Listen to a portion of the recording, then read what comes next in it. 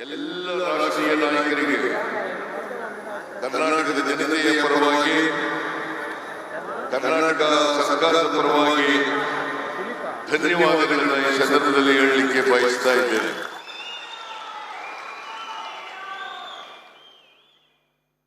ನಿನ್ನೆ ಈ ಸಮಾವೇಶ ಉದ್ಘಾಟನೆ ಆಯಿತು. ಈ ಸಮಾವೇಶವನ್ನ ಉದ್ಘಾಟನೆ ಮಾಡಿ ನಿನ್ನೆ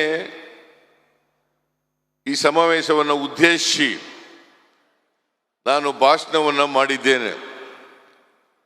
ಆದ್ರಿಂದ ಹೆಚ್ಚು ಮಾತಾಡಲಿಕ್ಕೆ ಹೋಗಲ್ಲ. ನಾನು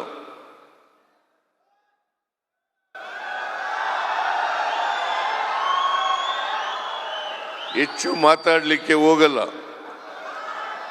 ಕಾರಣ ಯಾಕಪ್ಪ ಅಂದ್ರೆ ನಿನ್ನೆನೆ ನಾನು ಉದ್ಘಾಟನಾ ಭಾಷಣವನ್ನು ಮಾಡಿದ್ದೇನೆ.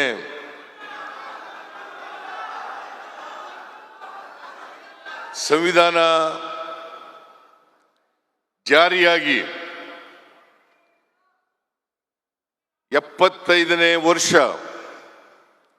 ನಡೀತಾ ಇದೆ. ಈ ವರ್ಷ ಇಡೀ ರಾಜ್ಯದಲ್ಲಿ ಕರ್ನಾಟಕ ಸರ್ಕಾರ ಸಂವಿಧಾನ ಜಾರಿಗೆ ಬಂದಂತ ಅಮೃತ ವರ್ಷವನ್ನ ಆಚರಣೆ ಮಾಡ್ತಾ ಇದ್ದೀವಿ. 1950ನೇ ಇಸ್ವಿ ಜನವರಿ 24ನೇ ತಾರೀಕು ಸಂವಿಧಾನ ಜಾರಿಗೆ ಬಂದಂತ ದಿನ. ನಾವು 1924ನೇ ಇಸ್ವಿ ಜನವರಿ 24ನೇ ತಾರೀಕು ಅವತ್ತು ಸಂವಿಧಾನ ಜಾರಿಯಾದಂಥ ದಿನವನ್ನು ಆಚರಣೆ ಮಾಡ್ತಕ್ಕಂಥ ಸಂದರ್ಭದಲ್ಲಿ ಕರ್ನಾಟಕದಲ್ಲಿ ಒಂದು ಐತಿಹಾಸಿಕವಾದಂಥ ತೀರ್ಮಾನವನ್ನು ಮಾಡಿ ಕರ್ನಾಟಕ ರಾಜ್ಯದ 30 ಜಿಲ್ಲೆಗಳಲ್ಲಿ ಸುಮಾರು 6,000ಕ್ಕೂ ಹೆಚ್ಚು ಪಂಚಾಯಿತಿಗಳಲ್ಲಿ ಸಂವಿಧಾನ ಜಾಥಾವನ್ನ ಏರ್ಪಾಡು ಮಾಡಿದ್ದು. ಆ ಜಾಥಾ ಪ್ರತಿ ಜಿಲ್ಲೆಯಲ್ಲಿ ಪ್ರತಿ ಗ್ರಾಮ ಪಂಚಾಯಿತಿಗೆ ಹೋಗಿ ಜನರನ್ನ ಜಾಗೃತಗೊಳಿಸತಕ್ಕಂಥ, ಇವತ್ತು ಪ್ರಜಾಪ್ರಭುತ್ವಕ್ಕೆ, ಸಂವಿಧಾನಕ್ಕೆ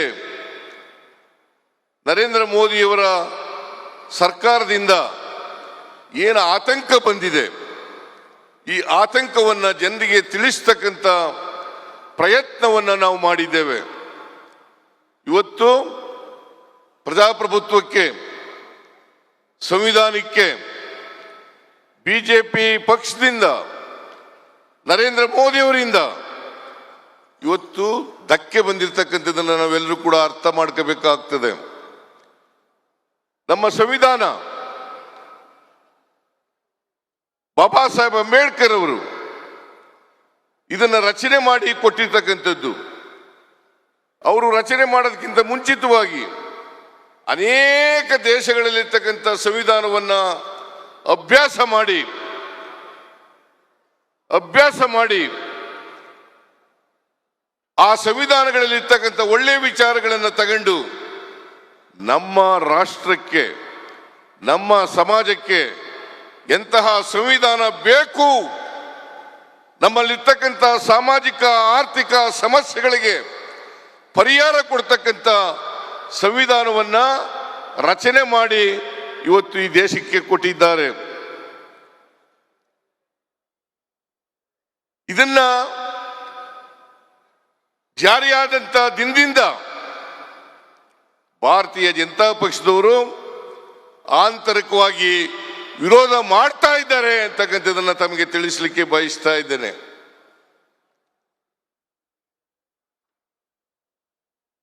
RSSನ ಗೋಲ್ವಾಲ್ಕರ್ ಅವರು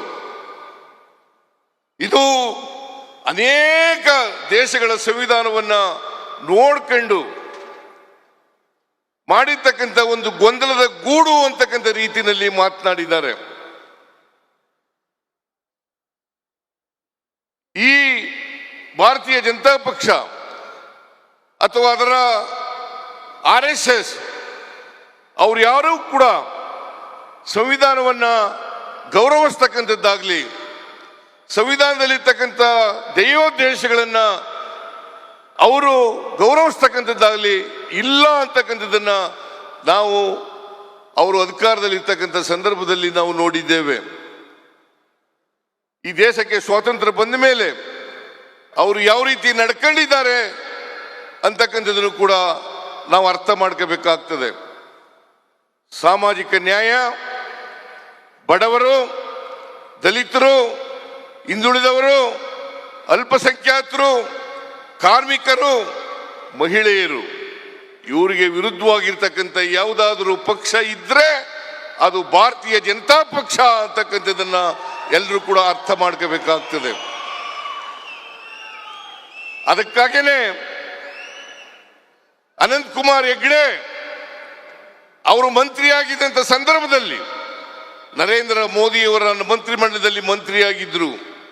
ಅವರು ಒಮ್ಮೆ ಹೇಳಿದ್ರು ರಾಯಚೂರಿನಲ್ಲಿ, ನಾವು ಅಧಿಕಾರಕ್ಕೆ ಬಂದಿರತಕ್ಕಂಥದ್ದೇ ಸಂವಿಧಾನವನ್ನ ಬದಲಾವಣೆ ಮಾಡಲಿಕ್ಕೋಸ್ಕರ. ಅವರು MP ಆಗಿ ಹೇಳಿದಂತ ಮಾತಲ್ಲ, ನರೇಂದ್ರ ಮೋದಿಯವರ ಮಂತ್ರಿಮಂಡಲದಲ್ಲಿ ಮಂತ್ರಿಯಾಗಿ ಹೇಳಿದಂತ ಮಾತು. ಇದನ್ನ ಭಾರತೀಯ ಜನತಾ ಪಕ್ಷದವರಾಗ್ಲಿ RSSನವರಾಗ್ಲಿ ಇದನ್ನ ಖಂಡಿಸ್ತಕ್ಕಂಥ ಕೆಲಸವನ್ನ ಮಾಡಲಿಲ್ಲ. ಅಷ್ಟೇ ಏಕೆ, ನರೇಂದ್ರ ಮೋದಿಯವರು ಇವ್ರ ಮೇಲೆ ಯಾವುದೇ ಕ್ರಮವನ್ನ, ಅಮಿತ್ ಶಾ ಯಾವುದೇ ಕ್ರಮವನ್ನ ಇವ್ರ ಮೇಲೆ ತಗೊಳ್ಳಿಲ್ಲ. ಅದರ ಅರ್ಥ ಸರ್ಕಾರದ ನಿಲುವನ್ನ ಅನಂತಕುಮಾರ್ ಹೆಗ್ಡೆಯವರ ಮೂಲಕ ಹೇಳಿಸಿದ್ದಾರೆ ಅಂತಕ್ಕಂಥದ್ದನ್ನು ತಾವೆಲ್ಲರೂ ಕೂಡ ಅರ್ಥ ಮಾಡ್ಕೋಬೇಕಾಗ್ತದೆ. ಸಂವಿಧಾನ ಬದಲಾವಣೆ ಆದರೆ ನಾವು ಯಾರು ಕೂಡ ಉಳಿಲಿಕ್ಕೆ ಸಾಧ್ಯ ಆಗಲ್ಲ. ಇದನ್ನ ನಾವು ಪ್ರತಿಯೊಬ್ಬರು ಕೂಡ ಅರ್ಥ ಮಾಡ್ಕೋಬೇಕು. ದಲಿತರು, ಹಿಂದುಳಿದವರು, ಅಲ್ಪಸಂಖ್ಯಾತರು, ಕಾರ್ಮಿಕರು, ಮಹಿಳೆಯರು, ರೈತರು ಇವ್ರು ಯಾರು ಕೂಡ ಉಳಿಲಿಕ್ಕೆ ಸಾಧ್ಯ ಇಲ್ಲ. ಇವತ್ತು ಸಮಾಜದಲ್ಲಿ ಎಲ್ಲರಿಗೂ ಕೂಡ ಸಮಾನ ಅವಕಾಶವನ್ನು ಕಲ್ಪಿಸಿಕೊಟ್ಟಿದ್ದಾರೆ. ಅದು ಉದ್ಯೋಗದಲ್ಲಿರ್ಬೋದು, ಶಿಕ್ಷಣದಲ್ಲಿರ್ಬೋದು, ಬದುಕ್ತಕ್ಕಂಥದ್ರಲ್ಲಿರ್ಬೋದು, ಎಲ್ಲದರಲ್ಲಿಯೂ ಕೂಡ ಸಮಾನ ಅವಕಾಶವನ್ನು ಕಲ್ಪಿಸಿಕೊಟ್ಟಿದ್ದಾರೆ. ಇವತ್ತು ಸಮಾಜದ ಕನಸನ್ನ ಸಂವಿಧಾನದ ಮೂಲಕ ಬಾಬಾ ಸಾಹೇಬ್ ಅಂಬೇಡ್ಕರ್ ಅವರು ಆ ಕನಸನ್ನ ಈ ದೇಶದಲ್ಲಿ ಬಿತ್ತಿದ್ದಾರೆ ಅಂತಕ್ಕಂಥದ್ದನ್ನು ಅರ್ಥ ಮಾಡ್ಕೋಬೇಕಾಗ್ತದೆ. ಅವರು ಸಂವಿಧಾನ